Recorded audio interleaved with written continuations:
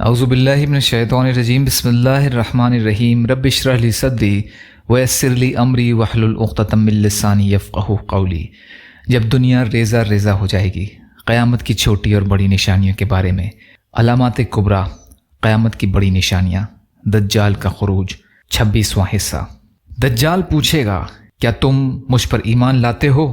نوجوان کہے گا، تو مسیحی کذاب ہے۔ پھر دجال کے حکم سے ایک آرا لایا جائے گا اور اس نوجوان کے سر پر رکھ کر اس کے پورے بدن کو 2 حصوں میں سر پر رکھ کر تقسیم کر دیا جائے گا۔ دجال اس کے بدن کے دونوں حصوں کے درمیان فخر و تکبر سے ٹہلے گا اور اس سے کہے گا، اٹھو۔ وہ نوجوان زندہ ہو کر سیدھا کھڑا ہو جائے گا۔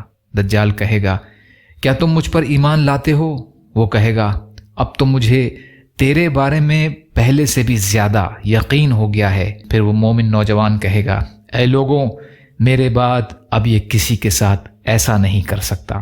دجال اسے ذبح کرنے کے لیے پھر پکڑ لے گا تو اللہ تعالیٰ اس کی گردن سے لے کر ہنسلی کی ہڈی تک کو پیتل کا بنا دے گا، جس وجہ سے دجال اسے قتل نہ کر سکے گا۔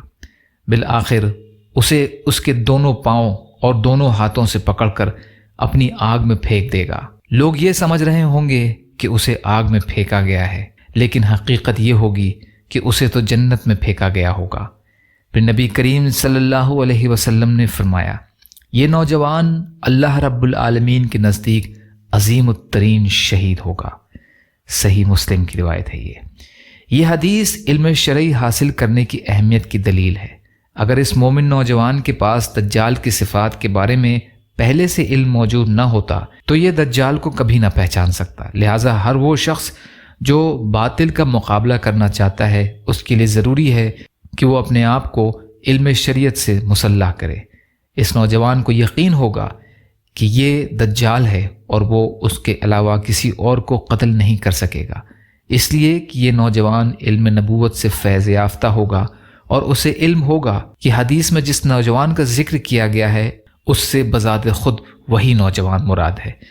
دجال سے لڑائی کے لیے اہل ایمان تیاری کریں گے۔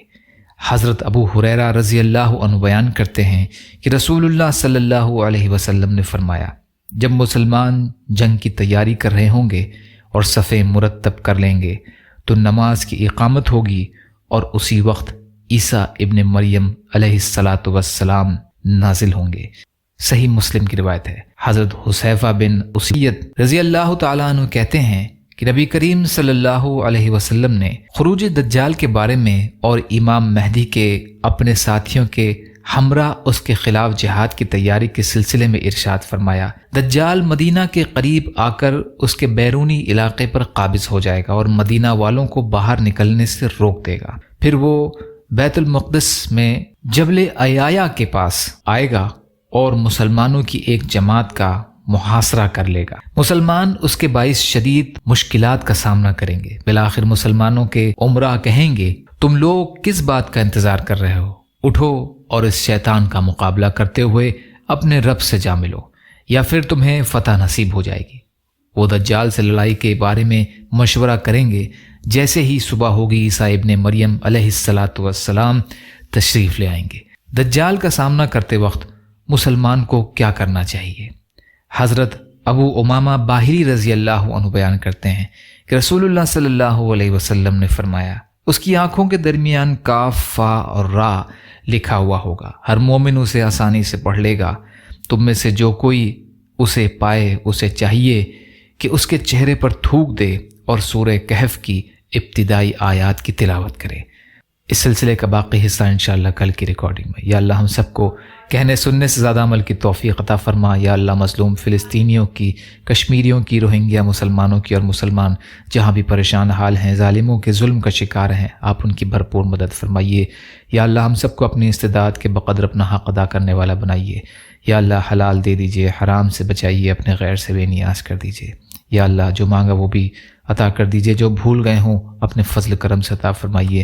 ربنا تقبل منا انک انت السمیع العلیم برحمتک یا ارحم الراحمین۔ لا الہ الا اللہ محمد رسول اللہ۔ السلام علیکم ورحمۃ اللہ وبرکاتہ۔